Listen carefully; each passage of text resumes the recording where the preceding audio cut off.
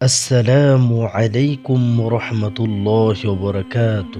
প্রিয় বন্ধুরা, আজকে আমি আপনাদের সামনে এমন কয়েকটি আয়াতের কথা বলবো, যে আয়াতগুলো যদি কোনো মুমিন বান্দা 5 ওয়াক্ত নামাজের পরে এবং ঘুমানোর পূর্বে পাঠ করে শরীরে ফু দেয় এবং এভাবে একটানা 40 দিন পর্যন্ত যদি আমল করতে পারে, আল্লাহ তাআলার রহমতে তার সারা জীবনের জন্য শরীর বন্ধক হয়ে যাবে।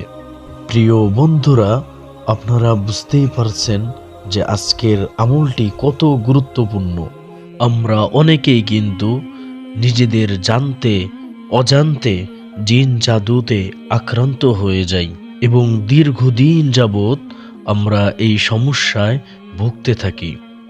ভালো কোনো চিকিৎসক আমাদের জানা না থাকার কারণে বিভিন্ন কবিরাজের কাছে যাই। তারা আমাকে কোরআনের মাধ্যমে চিকিৎসা করছে নাকি কুফরি কালামের মাধ্যমে চিকিৎসা করছে তা আমরা বুঝতে পারি না। কুফরি কালামের মাধ্যমে যদি চিকিৎসা নেওয়া হয়ে থাকে তাহলে সর্বদা এর পরিণাম খারাপ হবে, কেননা এখানে স্বয়ং আল্লাহ সুবহানাহু ওয়া তাআলা নারাজ হয়ে যান।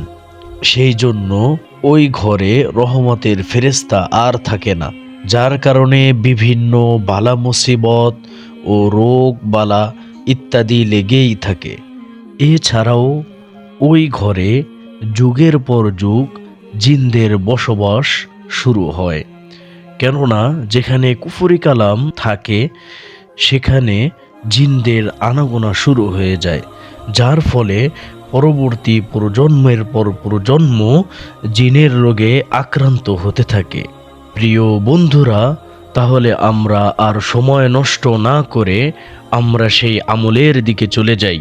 আমলটি হলো প্রতি 5 ওয়াক্ত নামাজের পরে এবং ঘুমানোর পূর্বে 7 বার স্ক্রিনে থাকা যেই আয়াতটি আছে সেই আয়াতটি আমরা পাঠ করব। তো আমি আপনাদের সুবিধার্থে আয়াতটি তেলাওয়াত করছি।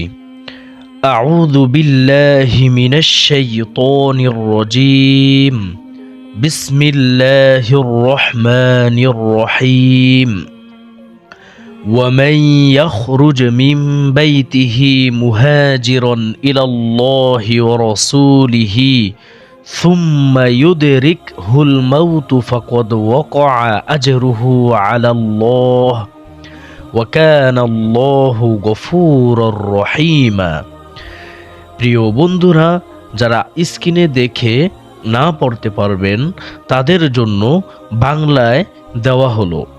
আপনারা এই আমলটি 40 দিন একটানা করার সাথে সাথে 4 কুল এবং আয়াতুল কুরসি পাঠ করে শরীরে ফু দিবেন এবং আমলটি শেষ হবার পরে শুধু 5 ওয়াক্ত নামাজের পরে আয়াতুল কুরসি এবং সকাল সন্ধ্যায় 4 কুল পরে শরীরে ফু দিলেই যথেষ্ট হবে ইনশাআল্লাহ।